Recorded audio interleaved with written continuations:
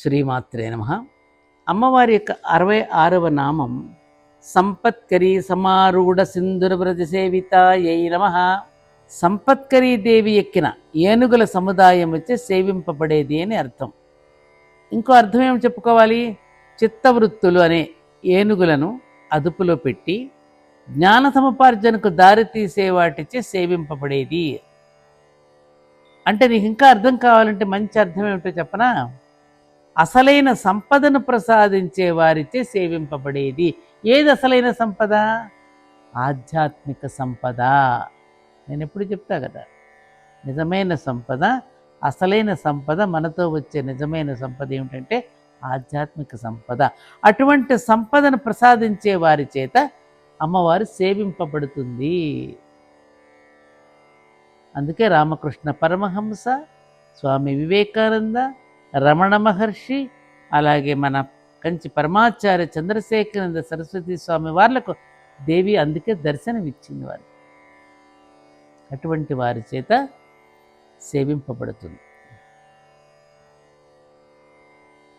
ఇప్పుడు బండాసురుడిని వధించడానికి ప్రబలమైన శక్తి సేన కావాలి, అవునా? ఆ శక్తి సేనలో గజములంటే ఏనుగులు, తురగములంటే గుర్రములు, అలాగే అనేక రథాలు, ఈ బలాలన్నీ ఉంటాయి. వాటిలో ముందుగా గజబలం గురించి ఈ నామంలో చెప్పబడుతోంది. గజ విద్యలో ఆరితేరిన వారే గజారూఢులు కాగలుగుతారు. దానిలో విద్య కలిగిన వారే గజాన్ని ఎక్కగలుగుతారు. నువ్వు నేను ఎక్కగలవలేం కదా.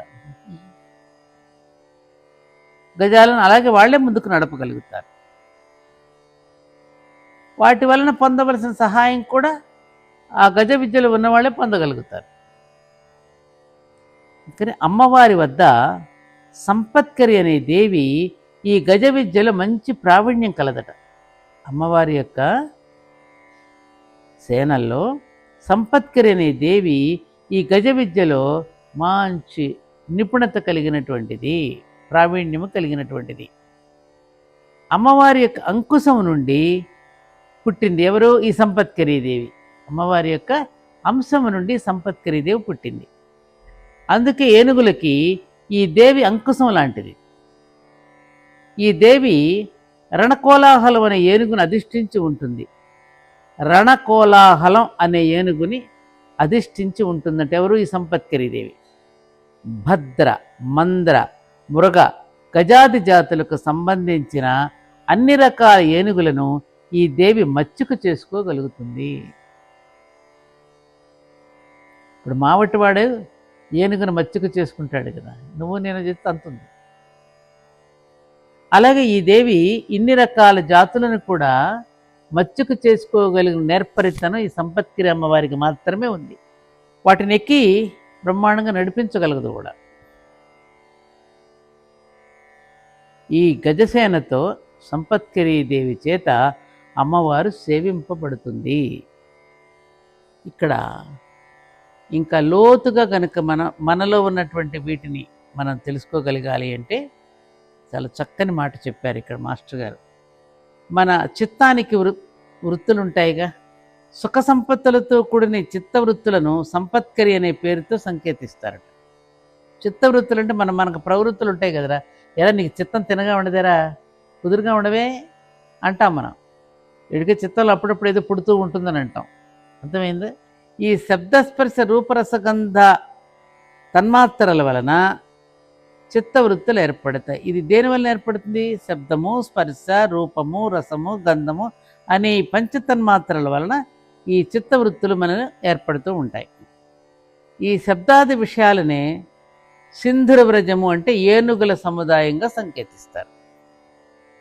ఈ సంపత్కరీ దేవి ఈ సింధురవ్రజాన్ని అదుపులో పెట్టి వాటి ద్వారా ఉపయోగకరమైన పనులు చేయించి శాశ్వత జ్ఞాన సముపార్జనకు, తద్వారా ఆనందానికి దారితీస్తుంది. అసలు సంపత్కరి అనే పేరులోనే ఈ విషయం మనకు సూచనప్రాయంగా ఉందిగా. ఏది సంపద? అది తెలుసుకోవాలి కదా మనం. ఈ శబ్దరస రసగంధాలు అనేటువంటి పంచతన్మాత్రలు మనల్ని కొన్ని బలహీనతలకి లోను చేస్తాయి. లోను కాకుండా ఉండాలంటే ఆ ఏనుగుల గుంపును అదుపులో పెట్టుకోవాలి. అంటే ఎక్కడ తాను ఉండాలో అక్కడ తాను లేకుండా పోతే ఇక ఉన్నదంతా మిగిలినదంతా దారిద్ర్యమే. అందుకని అదొక్కటి ఉన్నా సంపద ఉన్నట్లేగా. అందుకని ఈ నామంతో కనుక అమ్మవారిని మనం ధ్యానిస్తే ఇలాంటి సంపదనిచ్చే సంపత్కరిణి మనకు అనుగ్రహిస్తుంది. అంతే కదా. ఎంత బాగుంది. ఎక్కడ తాను ఉండాలో అక్కడ తాను లేకుండా పోతే ఇక ఉన్నదంతా మిగిలినదంతా దారిద్ర్యమే. ఉండవలసింది ఉండకపోతే దారిద్ర్యమే కదరా. అదొక్కటి ఉన్నా కూడా సంపద ఉన్నట్లే. అందుకనే చెప్తారు మన ప్రహ్లాదుడు కథ విన్నావా నువ్వు? ప్రహ్లాదుడిని ఎవరో వచ్చి నీ శీలం కావాలని దానం అడుగుతాడు మారు వేషంలో. సరే తీసుకెళ్ళమంటాడు. క్యారెక్టర్ శీలం అంటే ఏమిటి మనం అనుకునే మీకు ఈ సినిమాల్లో చెప్పేది కాదు. మంచి శీలం, సౌశీల్యం. సరే ఆ శీలం వెళ్ళిపోతుంటే మిగతా అన్నీ వెళ్ళిపోతున్నాయి, ఒక్కొక్కటి వెళ్ళిపోతుంది. ధైర్యం కూడా వెళ్ళిపోబోతుంటే అప్పుడు ప్రహ్లాదుడు ధైర్యం చేయి పట్టుకుని, నువ్వు మాత్రం నన్ను వదిలి వెళ్ళకు, నువ్వు ఒక్కదాను నా దగ్గర ఉండమంటే ధైర్యలక్ష్మి ఉంటే ఆ వెళ్ళిపోయిన శీలం దగ్గర అన్నీ మళ్ళీ ఇక్కడికి వచ్చేసింది. అదేంటి మీరెందుకు వచ్చేసారు, నేను ఇచ్చేసానుగా అంటే అప్పుడు ధైర్యం అనేది లేకపోతే మేము కూడా ఏమీ చేయలేమని అవి కూడా వెనక్కి వచ్చేసాయి. అర్థమైందా? ధైర్యమే. అందుకే ధైర్యే సాహసే లక్ష్మి అన్నారు. ధైర్యం అనేది మనలో ఉంటే మిగతా సంపద అంతా దానంతట అదే మనకి వెతుక్కుంటూ వస్తుంది నాన్న. ఇది సింపుల్గా దీని అర్థం చెప్పుకోవాలంటే. అమ్మవారి యొక్క ఆలయంలో ప్రవేశించినప్పుడు అర్ధమండపంలో నిలబడి ముందుగా గంట మ్రోగించి అమ్మకు నమస్కరిస్తాం. అలాగే అమ్మవారి యొక్క నామాలలో ప్రవేశించే ముందు గంట మ్రోగించండి.